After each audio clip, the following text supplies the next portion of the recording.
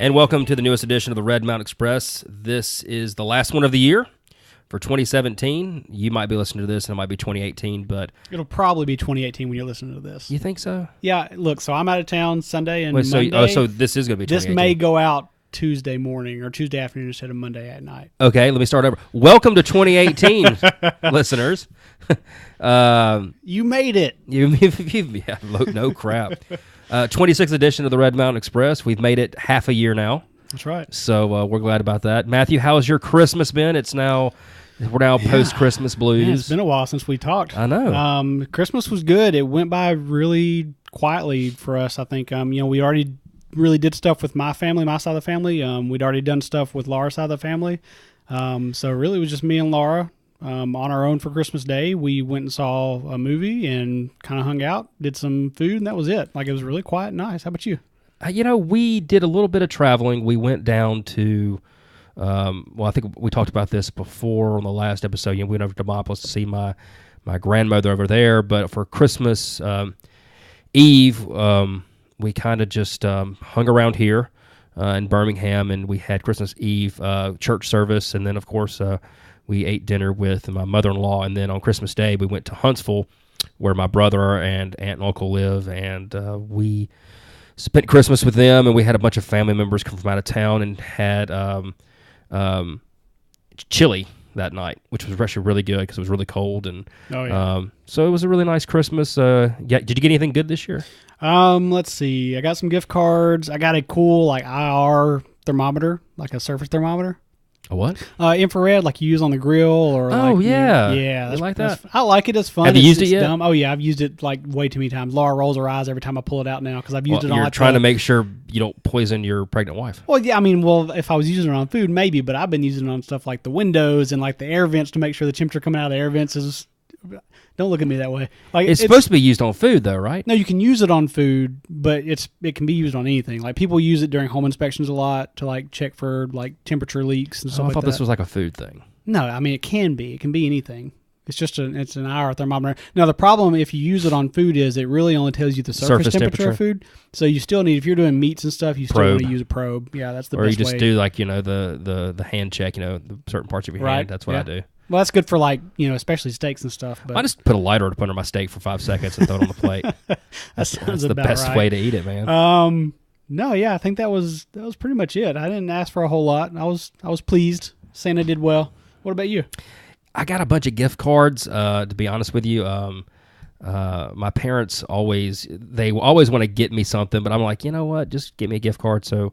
I got a gift card at Josephine Bank. I got a gift card to Topgolf, which we'll talk about a little bit later. Yeah. I'm excited about that. I did get the funniest present I got all year was my mother-in-law got me a desk calendar, that has you can peel it off every single day, and it's Star Wars themed. Of course, it's got Star Wars. She knows you. Star Wars trivia. Although one day I'm pretty sure I'm gonna peel it back and it'll have Jar Jar Binks or something. Which would just be great. I would throw it across the wall at that point, or I'd just skip that day. Just make sure you let me know, Snapchat me or something when you get to that one, because that's going to be awesome. Yeah, just a bunch of gift cards, and it was probably really the first Christmas for our little daughter, although she was born right before Christmas last year. Mm-hmm. It's really her first Christmas, so we are going to have a toy purge at some point because I don't have any more room in my house for anything. We're stripping over toys. I've stepped on some pieces of toys that hurt my feet. You're going to have to start boxing stuff up in separate boxes and put them down in the basement? So we have a toy box that I grew up with that was my brother's and it was mine, and so I'm going to go get that next week, and it ain't going to make a dent, man. No, so what I've heard of people doing, and apparently it works, is of course you may have to purge toys anyway, but get 3 or 4 different containers and just fill them with all toys. And we've done that. We'll pull just one container out for 3 or 4 months. Then you rotate through those containers. I can tell you're not a father yet because that's not the way it works. Because no. They're gonna look. She's gonna look for that xylophone, and when it's not in there, she's gonna scream. She'll have to use her imagination and just I'm gonna tell you that when you're.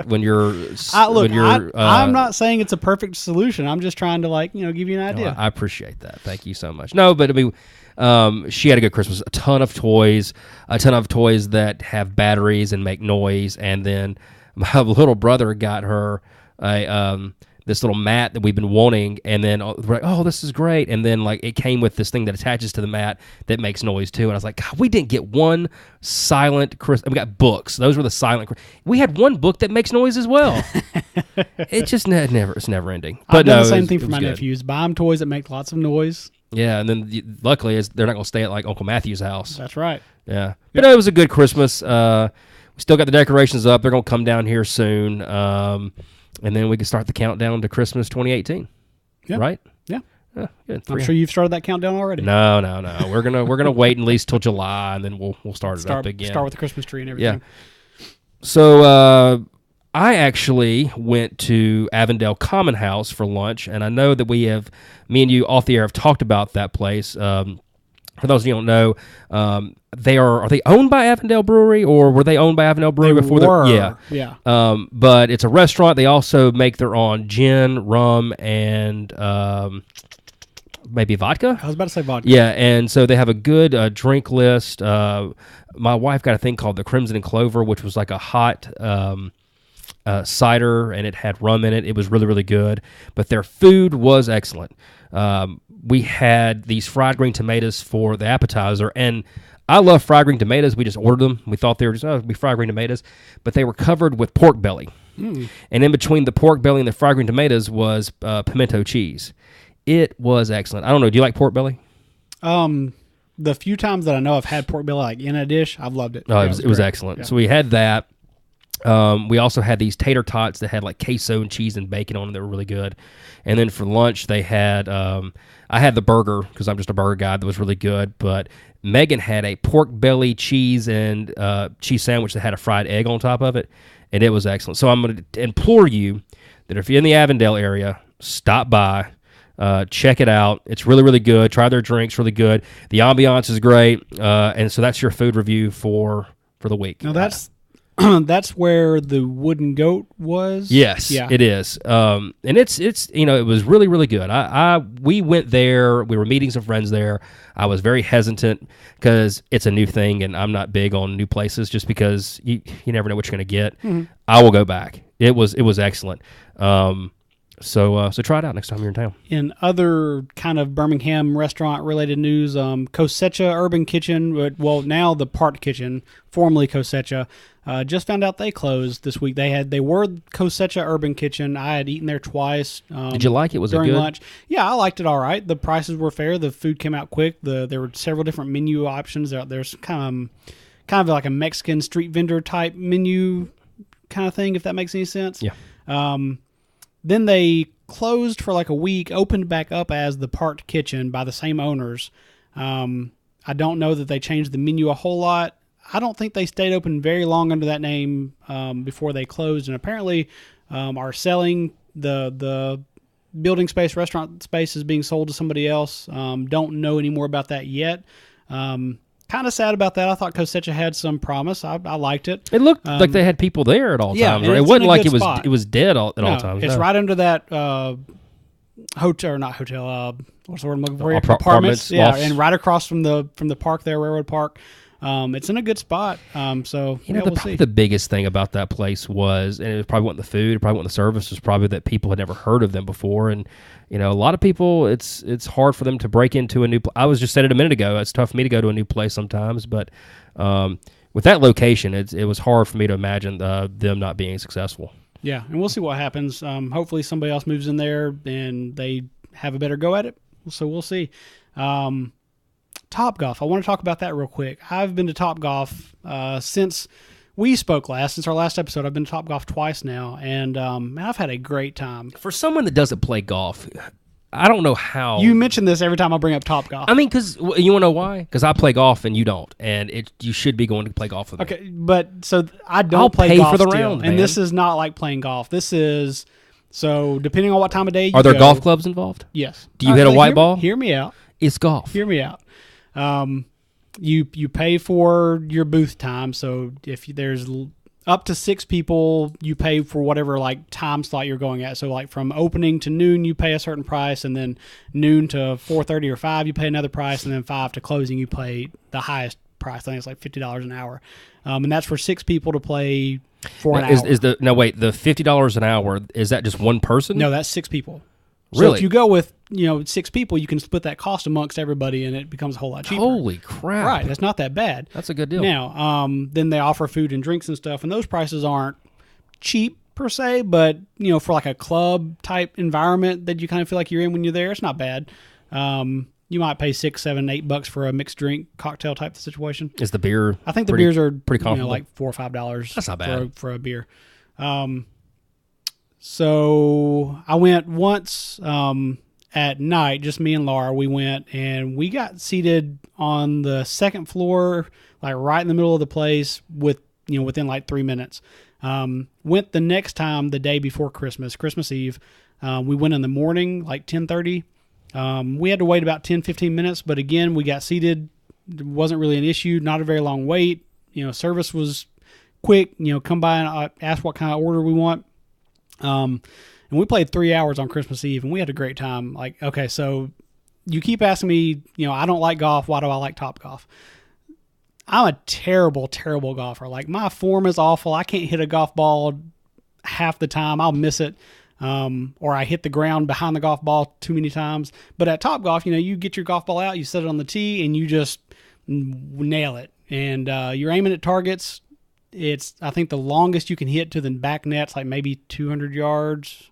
So your swing doesn't have to be that powerful. You're really just looking for more of that function over form, or form over Anyway, so like it's not that complicated. And like there are different game modes. You can go for the all-out Topgolf mode where you're hitting for any target, and every target you hit's worth a certain amount of points.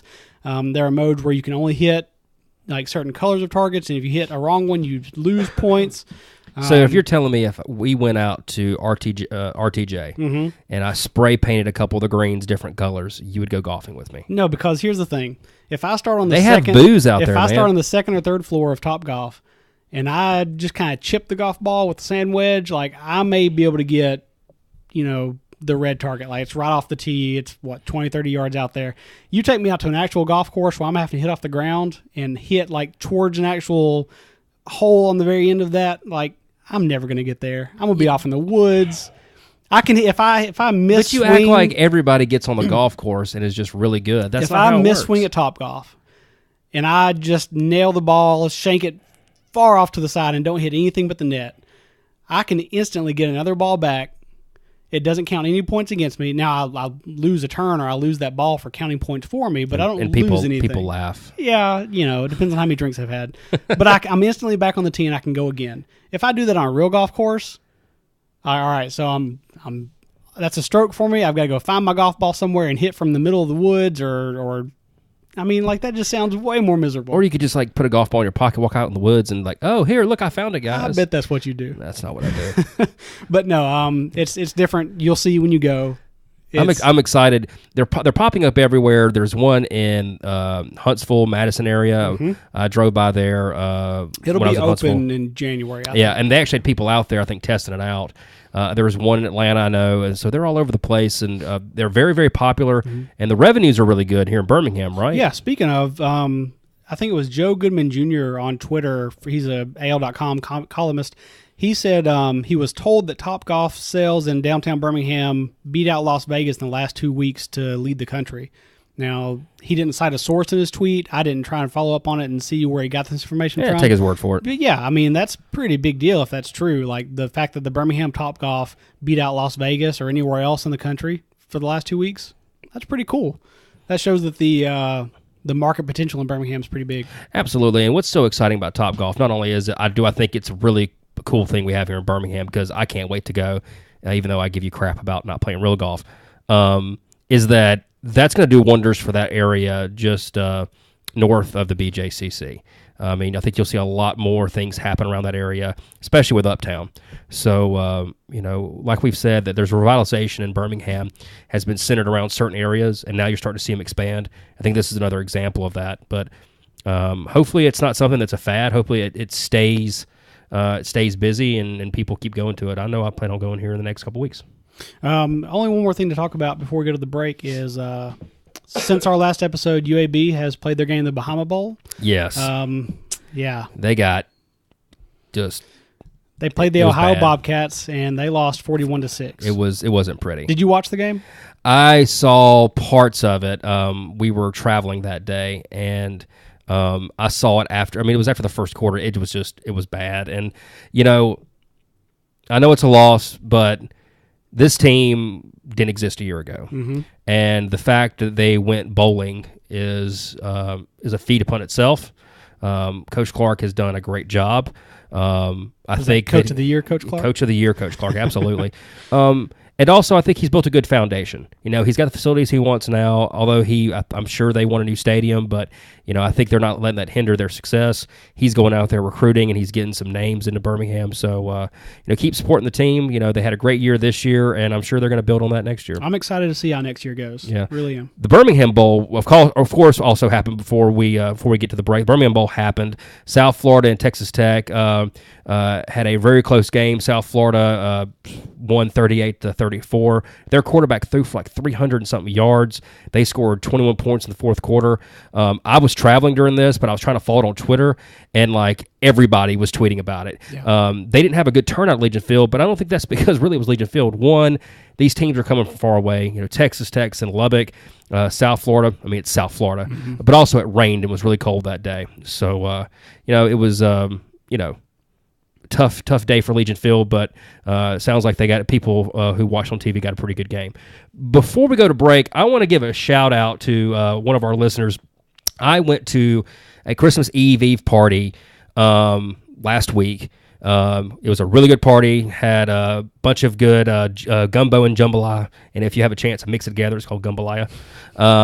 Had some great eggnog, and there was somebody there. Her name is Laura. She listens to our podcast every single week, and she says she loves it because it's good for her commute time, and she feels like she gets caught up on everything, and she was very complimentary. So wanted to give her a shout out. I was really appreciative of her kind words. But yeah, thank you. Yeah, so thank you very much. Tell your friends. Let's take a quick break, hear from our friends over at Beecham Woodworks, and we'll be back. Beecham Woodworks is a locally owned and operated wood shop in Birmingham, Alabama, specializing in custom furniture and small home goods. Chris and K&M Beecham create a wide variety of unique pieces of all sizes, ranging from cutting boards to farmhouse tables. Using wood sourced from Alabama sawmills, Beecham Woodworks creates affordable quality pieces that will be a one-of-a-kind fixture for your home. So support your local woodworker and visit redmountainexpress.com/woodworks or check them out on their Facebook and Instagram accounts. Beecham Woodworks, turning your house into a home.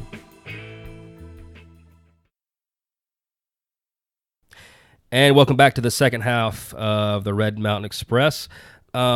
Just a quick note. After our final story of the Red Mountain Express and we close out, we are going to do something a little bit different today.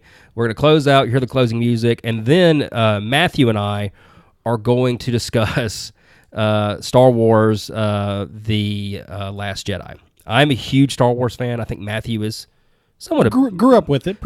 Yeah. We both have seen it now. It took me a little bit while longer to see it than other people, and we both have some thoughts on it. And we've talked about this with a bunch of our friends, so we felt we had to at least address it on the show. So instead of talking about it during the regular period, we're going to do it right after the show. Just hang on after the music, and we'll come back on and talk more about it. And it should be really entertaining because we've discussed it a little bit before. And very strong potential for spoilers. So yeah. If you haven't seen the movie yet, do not. Don't listen. There's no potential for spoilers. There will be spoilers. Yeah, and that's why we're saving it for after the There may be violence involved between me and Matthew. There may be throwing of things, but so if you haven't seen it yet, as soon as we do our regular goodbye and the music starts playing, just go ahead and cut us off. Don't worry about listening to the last, 15, 20 minutes that we end up doing, because like we said, there's going to be spoilers. Exactly. So you have been warned. All right. Okay. Little reminder, the Alabama Theater is hosting its New Year's Eve party and 90th anniversary celebration. They will start off the night at 8 o'clock with a concert from Taylor Hicks, of course, the Birmingham native and American Idol winner, and Sister Hazel, which I'm a huge fan of. You grew up with Sister Hazel. Oh, yeah, love them. It'll be at 8 p.m. Tickets are still available at alabamatheater.com and Ticketmaster. They're also going to light up the new sign on 18th Street North. They've put it up already. Yeah, I've seen it. It looks great. They're not going to light it up till at midnight. That's free. So if you put on a coat because it's going to be cold, and get downtown and check that out, it's going to be really great for the city. So you know what? We're sitting here talking about this, and I'm just realizing that's tomorrow night. It is tomorrow night. And you guys won't be listening to this until 2018. Well. So hey, I hope the concert was great. How did we not even think about that? I just thought about that. We just thought about that too. Yeah. Anyway, Sister Hazel performed at the Alabama Theater. Apparently, it was a great show. It was a great show. Here's to 2018. Here's 2018. Anyway, that was going on, and it's going to be great. Let's get to the news. Big news this week. We'll follow up on a story. Doug Jones's election was certified by the Secretary of State. There was a last-minute try by Roy Moore. I'm laughing because it's funny. So Roy Moore Wednesday night at like 11 p.m. Is that right? Or maybe. Well, first of all, can I just say that the whole following of this, going like, they're going to certify this state? Look, this election was over. Certifying is. It's a formality. It's a formality. Yeah.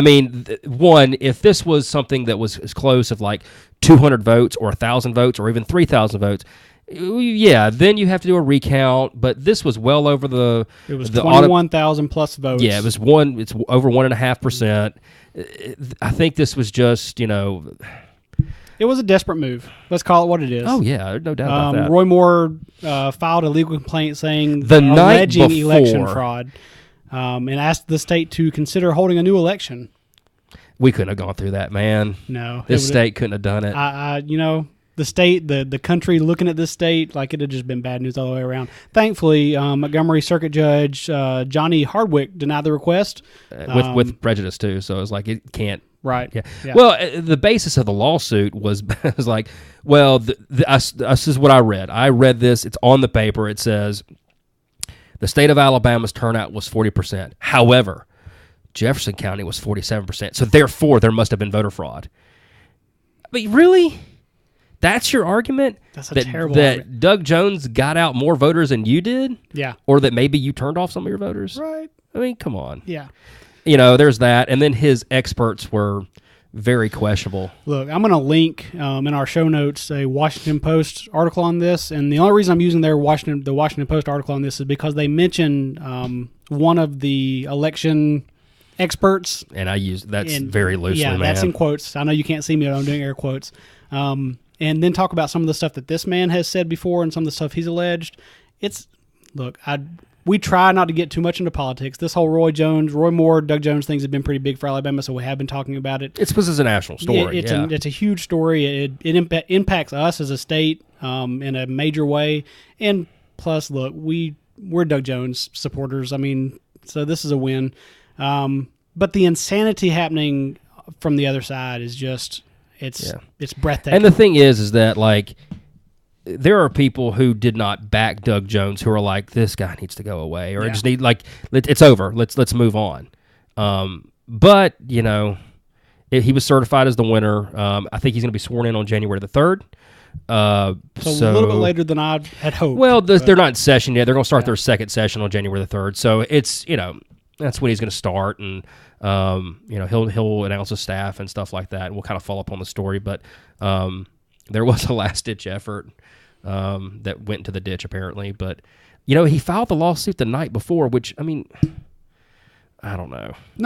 Not too many judges are going to look at something like that at 11 p.m. at night. A lot of judges who's not a judge? Look at that. You know who's not a judge? Roy Moore. Because he's been removed from the bench twice. Yeah. So that's big news. Of course, maybe we can finally put that story to bed. It's not big news. It was just a form. Okay, I'm sorry. Every time I saw people cover it, I was like, it's a form. Like, did you watch the certification? No. It took all of like 5 minutes. Yes, it was like, it's basically just him signing. And I'm signing the sheet. Yep. Okay, thank you. And it was like, okay. Yeah. But it's big news that it's over. I really half expected like Roy Moore to show up and like jump on the table. Riding on his horse. Like, have you ever seen those videos of like these teenagers now? They jump on like these plastic tables to break them. Have you seen these? No. Yeah, it's like a big deal now. Google it, guys. It's really funny. I expected Roy Moore to do that because it literally would have fallen in line of like, these days, when it comes to politics on either side, which is nothing shocking anymore. Exactly. Right? So many things are happening. Can we talk about something non-politics? We can. So in other news, AL.com reports that Vulcan Park's improvements, they're improving their trail, they're improving the visibility of Vulcan in the light show. Yeah. That will be ready in February, and I think they're going to do a grand opening ceremony in March. I know that the visibility is going to be, it's really good because they did this, the visibility part at least, when we were over there interviewing with Morgan. Trimmed a lot of trees. Yeah, I mean, you can see downtown a lot better. Mm-hmm. From downtown, you can see the Vulcan. I mean, you always can see the Vulcan, but it's more clear. I've seen the renovations of what they're doing to the walkway, the stairs that's going to go up. It's going to look really, really great. It's going to connect it to downtown. It's quite a hike, of course, but I think and then there's the 2-mile jogging trail. Right, that's going to go all the way down to Green Springs, I believe. Green Springs, Roxmoor. Yeah, I think it's Green Springs. Well, the same. I think that's the same road. Sure. Yeah. And then the lighting is going to be really good because they can change colors. There'll be LED. It's all computer controlled. So for the 4th of July, they can light it up red, white, and blue. Christmas, do green and red. Right. Mm-hmm. Yeah, and apparently, from what I read on the AL.com article, this thing is going to be lit up every night. Yeah. St. Patrick's Day, you can do green. Yeah, absolutely. It's going to be really cool. I'm excited to see how that looks. And I think it really kind of helps enhance the look we already have from the understreet or underbridge lighting. Yeah. I think that kind of plays into that a little bit. I mean, who doesn't want to look on top of the mountain? Exactly. 4th of July and see, You've already got the fireworks up there for, the Red Mountain show. It's going to be really cool. It's Thunder on the Mountain. Thunder on the Mountain. Thunder on the Mountain. So what else? Anything else happening before the year closes out? Thank God it's going to be 2018. It's 2018. 2017 has gone by really quick in my mind, but when I look back, so much stuff happened. Oh, man. So much stuff happened. We started a podcast. Can you believe that? No. This started on Google Hangouts. Yeah. Right? Yeah. Back in, we started both talking about should it have probably been May working. Or July. Oh, yeah. Definitely. And here we are, 26 episodes later. That means, one episode a week minus Christmas, and we skipped Thanksgiving. Yeah. So here we are. This could easily just have gone down the drain. It's still got time. Give it time. Yeah. So look, 2018 is going to be even better, Matthew. I hope so. It better be. It can't be worse. It can't be worse. It can. Oh, it can. But I hope not. Thank you for listening. Like Blake mentioned earlier, we're going to close out. Be sure to check our website out at redmountainexpress.com. We're on Instagram and Facebook. We're on Twitter. You can follow us on any of those spaces to get news and pictures and just other little stuff from us. As I mentioned earlier, on our website, when you click on the episode, I usually post show notes with links to all of our stories that we've talked about. Go be sure to check that out. You can stream our show on the website, or of course you can download it from any podcast service. And on Spotify. We are now on Spotify. I did. I sent out an Instagram message about this. I was really excited about it.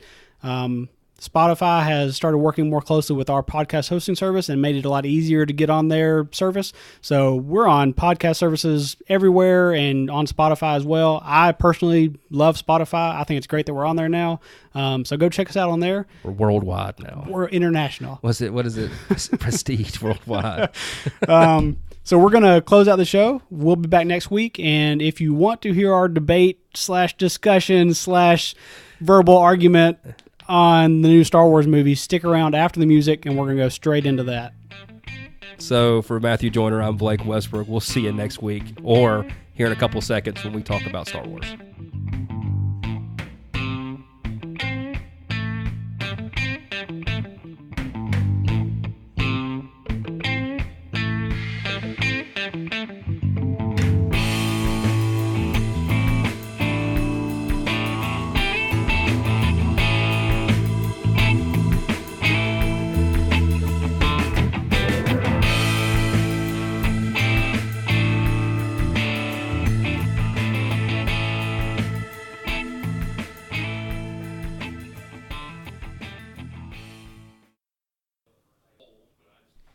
Okay, so we're back on the Red Mountain Express. Spoiler warning, if you have not seen Star Wars, turn it off. Turn it off now. If you haven't seen the new Star Wars, The Last Jedi... Well, did they think I was talking about I New don't Hope, know. Matthew? If you haven't seen any Star Wars movies, you should probably turn this off. Well, yeah. But especially The Last Jedi. Yeah, because if you know what, I'm just you know what? If you just don't care at all about movies or Star Wars, turn it off. But if you want to hear me and Matthew argue, you might want to keep it on. This is kind of for our entertainment. It was for our friends. This is for our friends. This is for everybody that we know that loves Star Wars, that we've had conversations with.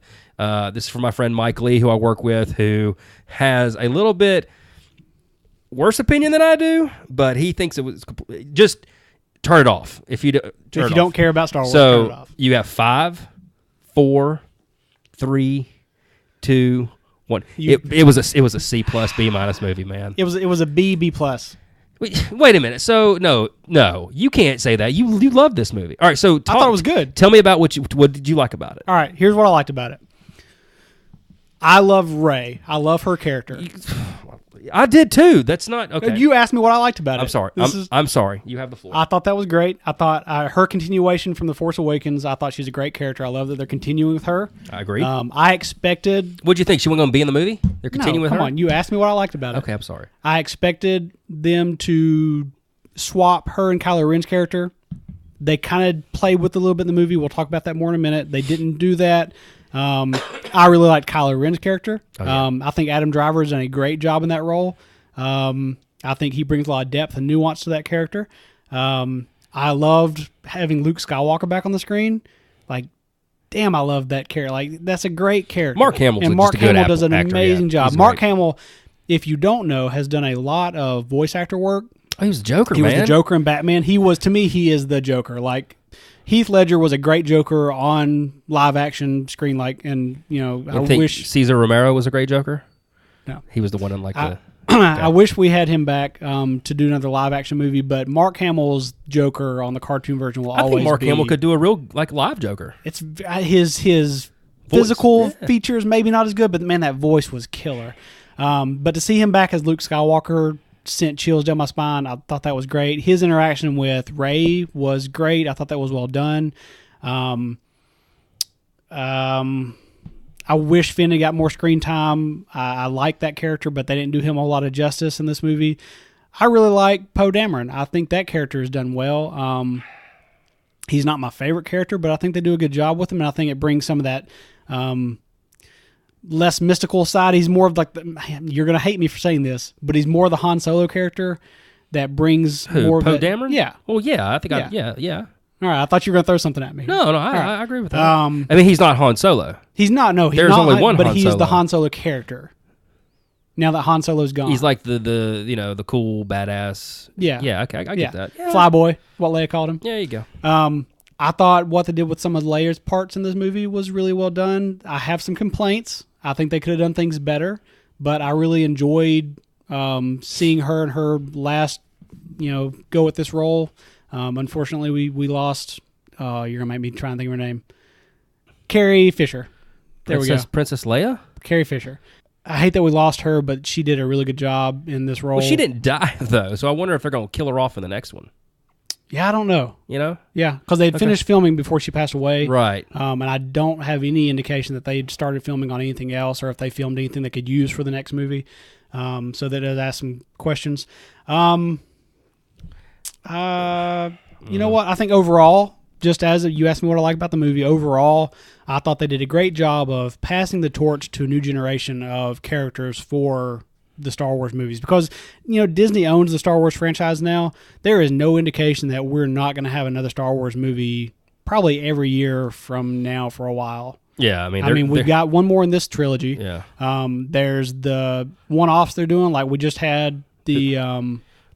they did Rogue One. And we've got the Han Solo movie. They've got one more in this trilogy. They've got the Han Solo movie. Then they're going to do some stuff that's not really have anything to do with... Some more, expanded universe type stuff. Yeah. We may get a Lando Calrissian movie. I don't know. Lando Calrissian. I hope we get a Chewbacca movie. That would be great. Just nothing but...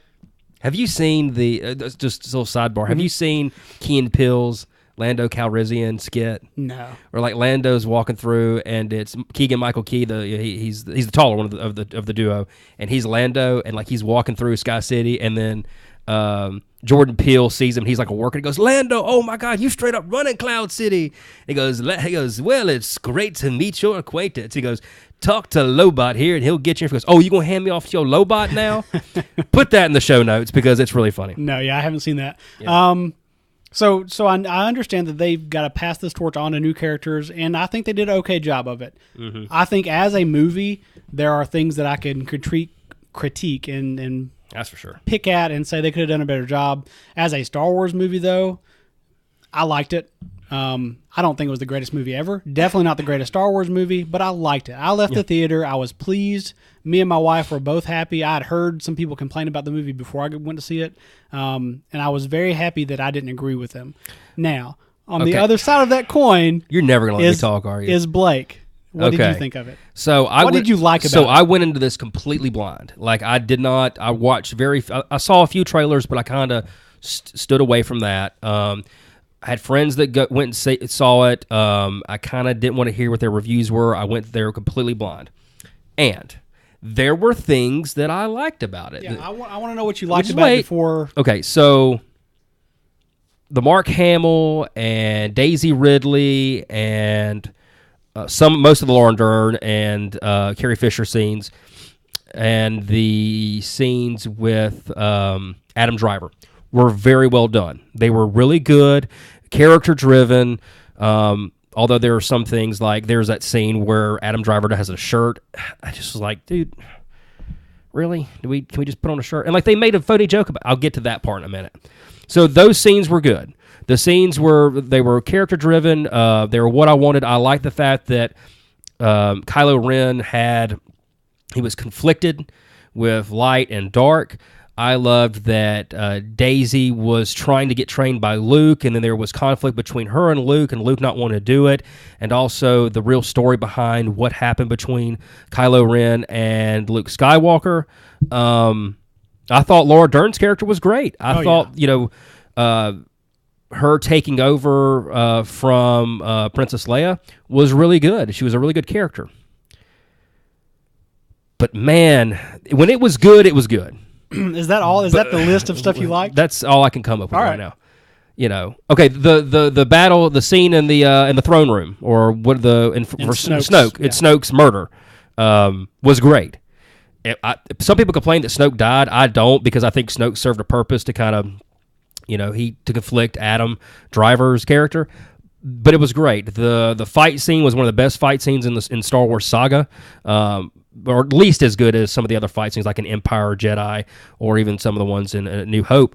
But every time I got pulled into one of those scenes, every time that I was like, oh, this is great, it's going to be great, something happened. Either A, they went off into this Rose Finn tangent that was just it was underdeveloped, and it was bad, and it was bad. Or there were like little funny quips every 2 seconds, and I don't understand why. Star Wars is not supposed to be a funny movie. However, there is humor in Star Wars movies, like in the original trilogy and in the Force Awakens. There was humor, but it was subtle. Like, great kid, don't get cocky, or I'd assume to kiss a Wookiee. Well, I can arrange that. Like, it was subtle humor. It wasn't like this over the top, like when Kylo Ren forces all the guns on Luke and starts shooting at him, and then they say, "Oh, did you kill him?" And all of a sudden the dust clears and you see Luke and he brushes off his shoulder. That didn't need to be in there. Or I'll tell you something else I didn't like: Leia flying through space. That made me roll my eyes and say, "Are you kidding me?" All right, like I need to stop. Wait. I am not done. I am not done. I am not done. And when they went to that casino, I got flashbacks of the prequels, man. See, that's why I need to stop you before you get to the casino. It was so bad. Cause it was so bad. Wait. All right, so the Leia thing. Oh, man. I knew it was happening. You. When I saw a finger switch, I was like, oh, we're about to fly through space. When I saw the finger switching, I thought she was dead. Like, I thought this is how they're doing it. They've changed the way the movie was written, or maybe this was how it was originally done, and they've killed her off, and this is going to become a really dark movie, and I was really excited for it. Like, sitting there in the theater, as it was happening, I started getting really excited that the movie was taking a dark turn, and that was going to set the precedent for the rest of the movie. Now, but that didn't happen. Exactly. Leia starts wiggling her fingers, and she opens her eyes, and she flies back into the ship. Now, when it was happening, I remember thinking to myself, this is really cheesy. What's happening? This is not, Leia doesn't really use force powers like this. But let's get really nerdy here for a second. I'm going to push my glasses up, start talking through my nose. Leia is a force user. First of all, just because she's a Skywalker doesn't mean she can use the Force like everybody else. I mean, yes, she was able to connect with Luke in, or that she felt some things, but she's never like used the Force that way. Has she ever moved anything in the movies? We've never seen her do that. They talk about Leia as being another opportunity, as being a backup plan for Luke in case it didn't work out with Luke or something happened to Luke. He was our last hope. No, there is another. There is another. Okay, Yoda mentions that. So that means the Yoda scene was great. So that means Yoda knows that Leia has the potential to be as strong as Luke. Was the milking of whatever creature that was that your favorite scene? Hold on. Okay. You're getting off. So we know that Leia has potential to be powerful. Just because we haven't seen her on screen do things doesn't mean that she can't do things. All right, so now let's step out of the movie universe and into the books just for a second. Oh my God. In the books, she does have moments where she trains and uses her powers. Great. All right, so there is an explanation. So she flies through space, the vacuum of space. She's just flying through the vacuum of space. If you want to like argue about the physics of it, I don't know how the Force works. Maybe she was using a form of magnetism. What was it that Han Solo said in the last one? Ship. That's not how the Force works. That's not how any of this works. I don't know how any of this works. All I can do is like watch the movies and try and speculate. I mean, look, if that's the way things work, then why do we have ships? I'm not saying that it was great. I'm not saying that I loved it. I wish that would have been the end of it and then the movie had taken a darker turn. Look, the fact that it didn't, though, doesn't bother me as much as it seems to bother you. The fact that Leia gets back onto the ship and they save her and they continue with her lends something to the end of the movie that I think is very important here and that I'm going to talk about a little bit more later. The fact that they have her at the end of the movie and that she authorizes the use of her code to send out the distress signal to the rebels around the galaxy, and the fact that nobody responds to that is a huge plot point for me in this movie and in the continuation of the saga. I thought the milking of the monster was like I don't know why you keep going back to that. Because it didn't need to be in there. But was it really that offensive? Yeah, it was offensive. I had to watch that. So it took like 5 seconds. And for everybody listening to me in their cars, driving to work and getting mad at me, I thought that the good parts were really good, even awesome. I mean, like when Laura Dern's character turned the battle cruiser around, or the ship around, and went to the battle cruiser at light speed, that was great. That was amazing. It was fantastic. I loved the visual effect of it. It was great. The audio, the complete cutout. At the very end, audio. when Luke, you found out he was projecting himself, which I knew something was up because he had a haircut and his beard was more brown than normal. But I thought that was great. I thought that was really, other than the whole wiping his. I mean, I couldn't believe he did that. I don't know why that bothers you. It just because it's you not seem really sensitive here, and not force sensitive. Let me ask you something. Am I the only person that's talked to you about the humor in this movie? I know of you and 2 other people. Who are the other 2 other people? One other person is Patrick Tucker. Okay. The other person is a guy named Matt, and he saw the movie. He saw the movie opening weekend. Okay. He said it was terrible, and the thing he complained about the most was the humor in the movie. It was so bad. Now, it was so bad. Like it was at every chance they're like, oh, let's just throw in a joke here. Like they had some guy off to the side writing jokes, and they were inserting them every time. Like it was just. There was no why or whenever he goes, what would make me go back, and he shows like, help me Obi-Wan Kenobi, and like that was a great touching scene. He goes, that was unfair, or some crappy line. I'm like, you didn't need to say that. But did it really bother you that he said it? Yes, it bothered me because it was out of character for Luke Skywalker to make funny. We haven't seen Luke Skywalker in how many years? I don't know, but I saw him in 3 movies, and he never said the ridiculous crap. The last time we saw Luke Skywalker, he was a teenager. He wasn't a teenager. Or he was in his early 20s. That's not a teenager. Come on. Don't be pedantic. All right. Pedantic. He was in his early 20s. We're seeing him now as the last time I saw Luke Skywalker, he defeated Darth Vader and the Emperor and was burning Darth Vader and went back to the planet of... Dagobah. No, he went Dagobah. He was in Endor. He went to Endor you're right. and saw all of his friends, including Lando Calrissian, and that was the end. And it was fine, and there was yubbing up. But I'm gonna tell you what, just to get off subject, George Lucas, if you're listening to this podcast, I'm sure he is. If I have to see Hayden Christensen at the end of another damn movie again, especially my original Star Wars, I swear to you, I'm going to lose it. You ruined my childhood. Come on.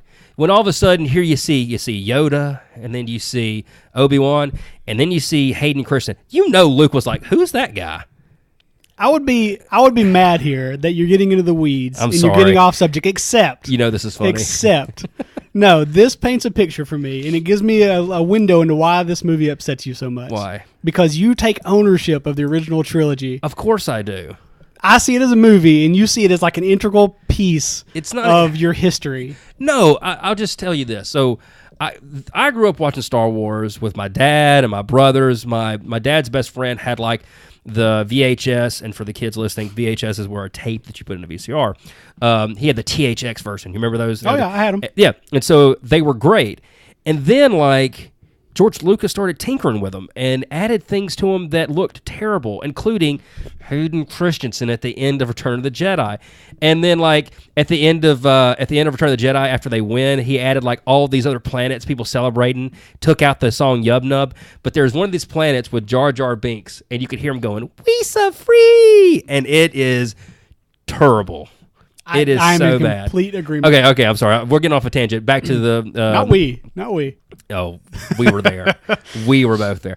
But that casino, what was the plot point? Okay, Like, the what was Rose Finn stuff. What was the point? All right. Nothing came of that. There was To no... me, Yeah. the Rose Finn stuff could have been done a whole lot better. Thank you. But the casino, the fact that they were in the casino, the things that are happening in the casino didn't bother me. I know for you, they made you... Well, they got a parking ticket. That's how they got arrested. That was dumb. Yeah. No doubt and when about they that. got That was on dumb. those, whatever... The little horse things. Yeah. That didn't bother me. Those weren't your daddy's tauntauns, okay, man? Those were, I don't know, something... I really expected them to be tauntauns at first. I know, it would have been so when they much- first showed Would have up. been awesome, That wouldn't would've have been been? cool. Yeah, but no, But I feel like they you'd still weren't. be mad. Because Ryan Johnson... Because you'd been like, oh, but tauntauns are on snow planets. Well, they are. Tauntauns are in Hoth. Yeah. They're indigenous to Hoth. They probably are. And I thought they smelled bad on the outside. See, that's subtle humor. But look, okay. That was subtle So wait, humor. you keep getting all spread around. The Rose Finn stuff, the casino didn't bother me except that it could have been done better. I look back at it and they could have done that part a lot better. They could have... Benicio del Toro's character was great. They could have made that scene more concise. It could have taken a lot less time, but they had to understand. Like, had to drag it out. Now, I tell you why it probably was at a casino. They could have done it better. They could have done it at a different setting. They wanted to bring them to a place where there was a lot of rich people who were weapons traders. Exactly. And they showed them, they were on that ship, and they looked at all of the things they were selling, and one of the things they selling were the X-Wings, and they said, live free and join nothing, or something like that, which is a great line, or whatever the line was. It was really, really good. But when I saw that casino, and it was just hokey, and him putting... the guy putting coins into the droid, BB-8. and it was just... I just got flashbacks of the Phantom Menace. They could have done the scene better, and I think that the importance though of that scene and the stuff that happened around that scene outweighed what could have been done better. Like you mentioned, they point out in the movie that all the people in the casino, all the rich people, are selling weapons to the Empire and selling weapons to the Rebellion, and they're profiting off war. And it kind of paints this image of how the universe isn't really what Finn and Rose, or what Finn, I guess I really, in that scene, thought it was. Mm-hmm. There were clear good guys and clear bad guys. Which I like that. I like that. That part was good. Given an opportunity Yeah. for Rose to talk about her history, her background, how, there are children being born and sold into slavery still, and that's a part of the Empire's influence. I think that was important. Could have been done so much differently. It could have been done differently, and it could have been done better, but I thought it was an important scene, and especially because of what happens there at the end of the movie, where they come back around to that and show those kids talking to each other and telling the story of Luke Skywalker and telling the story of Rose and Finn, and then you see the kid in a very subtle scene pull the broom to his hand using the Force, and That then was he fun. But shows you the didn't ring need- with the Rebellion You sigil on didn't it. need to go Jar Jar in this damn movie, They man. didn't go Jar Jar. You Man. watch your mouth. That was terrible. But it man. wasn't that bad, terrible. was it? It was bad. Was it that bad? Pretty darn close. What? That casino scene was terrible. But it was Jar Jar bad? Okay, maybe not Jar Jar. You're going to think about this later, and you're going to feel really bad about what you just said. Like I said, look, the scenes that were good were really good, and that's what the redeeming qualities of this movie is. I love Star Wars. I thought the movie overall was good. It wasn't great, but it was good. Well, okay, I asked you a question earlier. I'll watch it again. I want to ask you this question again now that we're back on the air. Yeah. As a movie, do you think it was serviceable, or do you think that the fact that it had a Star Wars storyline to it redeemed it as a movie? See, I don't know if I can answer that question. I can. I think I can answer that question. I know how you can, because you probably thought it was probably an Oscar-winning movie. What? You know me better than that. You know what? Here's the thing. I think as a movie... The problem I have is I think I compare these movies to A New Hope and Empire Strikes Back and Return of the Jedi, which maybe isn't fair because those movies were fantastic. I mean, they were good. What? They were groundbreaking at the time. Wait. They were really good movies. Really good? Yeah. So, like on a scale of 1 to 10, A New Hope. What are we putting at 10? Like, across all movies, where are we putting at 10? Are we putting Schindler's List up there? Well, yeah. Okay. So you think these movies were close to Schindler's List? You talking about the original Star Wars? Yeah. Absolutely. In movie making ability? Absolutely. And see, I think that's a fundamental area Star where we're Wars disagree. is the second highest grossing movie with inflation. Number one is Gone with the Wind. Okay. People that doesn't do anything for Wars. me. It made a lot of impact and made a lot of money at the time because of what it was. Oh wow, no man. It had a great villain, had a great hero. No, yeah, what it was, what it is, what the package is. It had groundbreaking special effects. I thought we were friends. I thought I knew you. If you're listening now, you're hearing the end of the Red Mountain Express podcast. So wait a minute, you don't last episode. So like okay, so what would you say? What would you say The Empire Strikes Back is? Like, or the original trilogy. Do you not think that they are 10s in movie? Maybe not 10s, but... I'd call them 8s. Oh, my God. I thought we were friends. No, I mean, like, I don't think all the acting in the original trilogy was, like, groundbreaking acting. Well, yeah, but, like, there are some movies where the movies are great, but the acting is maybe not that good. To me, okay, and this is where we're going to, I guess, maybe have a disagreement on just what we enjoy about movies. Like, I enjoy acting almost more than storyline. Like, you can have a really bad storyline and do it with great actors, and I'd enjoy that more than a movie with a really great storyline and bad actors.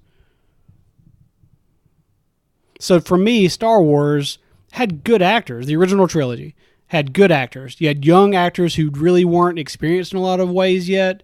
You had... a director who had really great vision and a really great idea and did a really awesome job with what he had. I think in my mind, like... So do you think the original trilogy holds up today? Yeah, I still love watching it. Okay.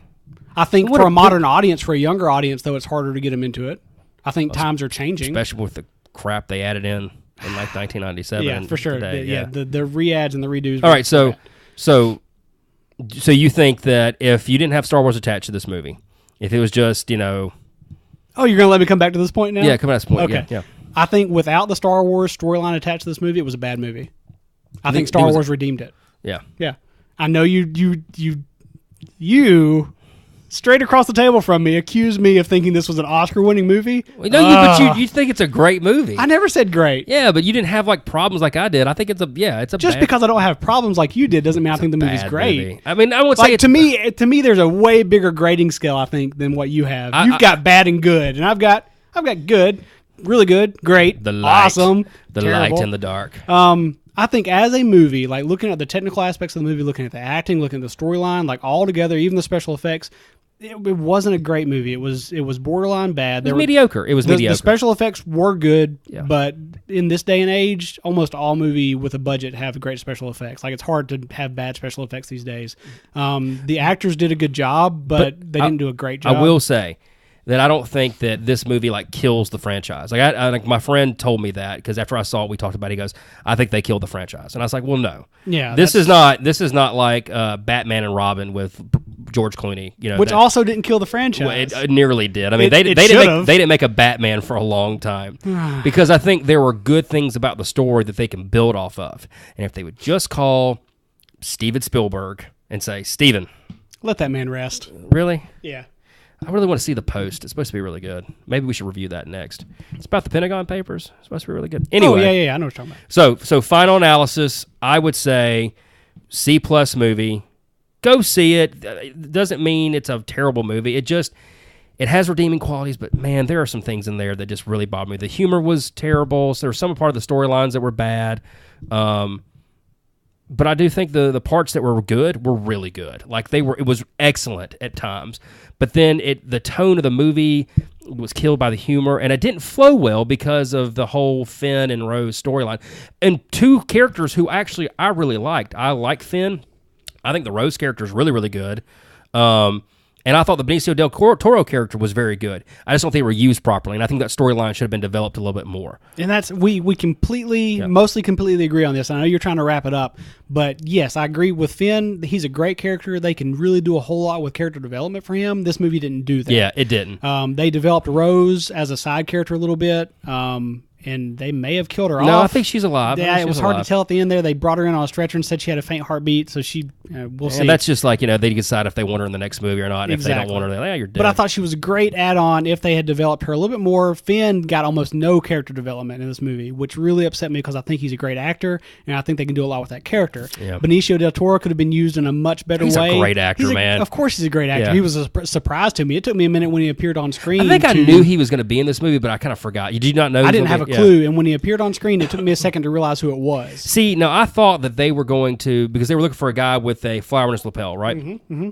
And I thought that the guy they originally showed was not the right guy. There was just some guy with a flower in his lapel, and I thought at some point he was going to have a flower in his lapel. Which is what they should have done, or something like that. Yeah. I mean, they could have done that storyline so much better. And also, when we talked about this earlier, they're coming into the hangar, and they're like, they're coming, close the doors and stuff like that.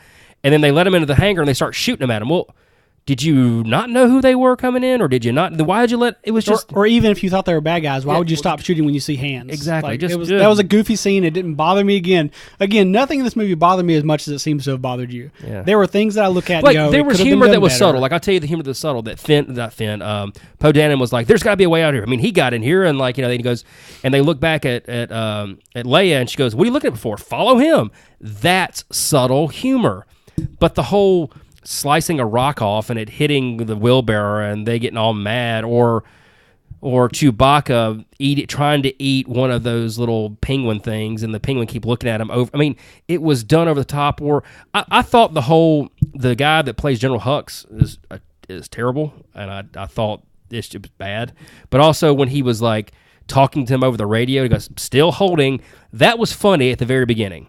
But then they kept overplaying their hand, and it just kept going over and over again. I'm like, okay. That didn't take more than like 3 minutes, if even that. Like, that was a fun scene to me. Here's the thing, okay? Here's why I think that kind of that kind of humor. It did kind of remind me of, like, in the original Star Wars where they're in the cell thing, and it was like, everything's fine, doing great. How are you doing? Who is this? Yeah. And he blows thing and goes, boring conversation anyway. That's still subtle humor, but they just went over the top with it. Maybe that scene. Maybe I'm being unfair because I did kind of laugh at it and I thought it was funny, but I think they went over the top with the humor. Overall, with the humor, and I see what you're trying to say. I don't completely agree with you. I thought those scenes were fun. I thought they were fine. They didn't bother me, even if I didn't laugh at them or think they were great. I thought they were okay. This is going to be longer than our podcast, isn't it? Which is fine. Okay, Whatever. People have cut us off 10 minutes ago. Yeah, if they exactly. didn't want, I think those scenes are important because, okay, I'm thinking about what if I took my nephews to see this, or my oldest nephew. What if I took him to see this? He is not quite old enough to grasp all the subtleties and things that happen in these movies that really catch me, or the different nuances of these characters. But what he's going to catch and what's really going to make him go home and talk about how much he loved this movie and talk about all the cool things that happened in it are the parts that caught him, that made him laugh. Like the obvious humor that you say is not subtle and you complain about. And that's going to make him a Star Wars fan. Little kids loved The Phantom Menace when it came out, and then now I was a little kid when The Phantom Menace came out, and I liked it. I didn't love it. I hate it now, but I liked it then. You see Jar Jar. I enjoyed watching those movies as a younger kid. I hate them now, but they revitalized the idea of Star Wars for a lot of people. Jar Jar. I think these movies, even with the humor that's not as subtle, can bring a younger generation of people into the movies who may have not seen the older trilogy at all, or the Phantom Menace trilogy at all, but are seeing, The Force Awakens, and are seeing The Last Jedi, and they're getting into it. Like, that's huge. It's not only huge business-wise, but it's huge for me as a fan of Star Wars. It's about the business. No, it's huge for me as a fan of Star Wars who's about to have a boy, who's got nephews, who wants to be able to show these movies to them. Like, I think that's awesome. Were you supposed to announce you're having a boy? Yeah, I mean, we've already told people. Okay, just making sure. Yeah. Yeah. A little Jedi Little Jedi. or a little Sith. Jedis can be girls. Absolutely they can. Here's the thing I do want to say real quick, is I've heard several people mention that the people that don't like this movie are being sexist or anti-feminist. That is not true. I don't want to get into that. Because I think Rey's character's great. I think Laura Dern's character's great. I don't want to get off I've into that a loved whole Princess lot. Leia since she was But in as every I movie. watched this movie, I didn't think about that at all. No. Whether you liked it or hated it, like that, I didn't pop into my mind. And I don't know what that says about me. I don't know what it says about other people who are watching it. Maybe there is an argument to be made there about, strong female characters and how they're underused or overused or whatever you think. That's a whole different conversation. I just didn't think about it. And so when people bring that up into the conversation or the argument, like I'm kind of caught off guard because that wasn't in my mind anywhere. Except for now that I think you're being really sexist. No. Megan said it to me like, oh, you just don't like it because women are in charge. I'm like, no, that's not it. And I know she said it out of jest, or at least I think she did. I don't know. Yeah, probably so. I need to see it again. I don't know that you do. So I can play. I don't know that you need to see it again. I swear to you, man, when Leia goes flying through space, I was just like, really? This is what we're doing now? I don't know. Maybe it says something about our personalities that stuff, where it could have been better, like it just didn't bother me. So I think, okay, you've said your piece about the movie, like you would recommend people see it. Yeah, but absolutely. There are things you loved and things that you really didn't like. Exactly. I would say where I give the movie a solid B+.